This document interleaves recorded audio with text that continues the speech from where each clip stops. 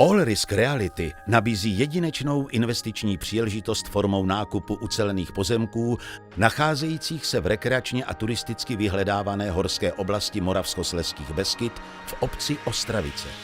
Jedná se o jedny z posledních pozemků ležících v centrální části Ostravice s využitím území dle architektonické studie a dle platné územně plánovací dokumentace města. Pozemky jsou vhodné pro výstavbu bytových domů nebo staveb a zařízeních souvisejících s bydlením, ale také ke stavbám určeným k podnikání nebo občanské vybavenosti. Horská obec Ostravice se nachází přímo pod nejvyšším vrcholem v kraji, královnou Moravskoslezských Beskyd, Lysou horou. Patří tak mezi nejvýznamnější rekreační a turistická střediska, která poskytují nepřeberné možnosti k celoročnímu rekreačnímu a sportovnímu vyžití.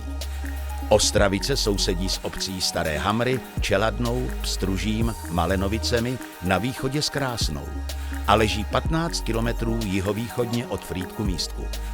Pozemky o celkové výměře 6 hektarů jsou situovány na levém břehu řeky Ostravice, v jejíž blízkosti se nachází Golf & Ski Resort Ostravice, na který téměř navazují. Taktéž zde naleznete služby týkající se rekreačních, relaxačních, turistických a sportovních aktivit. Pro milovníky golfových jamek a běžkařských stop je k dispozici špičkový Golf & Ski Resort Ostravice a nedaleký Prosper Golf Resort Čeladná. Vyznavači turistiky uvítají procházky v okolí přehrady Šance či zdolání přiléhajících beskydských vrcholů. Milovníci lyžování a snowboardingu mohou navštívit nedaleký ski areál Bílá nebo Mezivodí. Moderní wellness centra v této oblasti jsou zde samozřejmostí.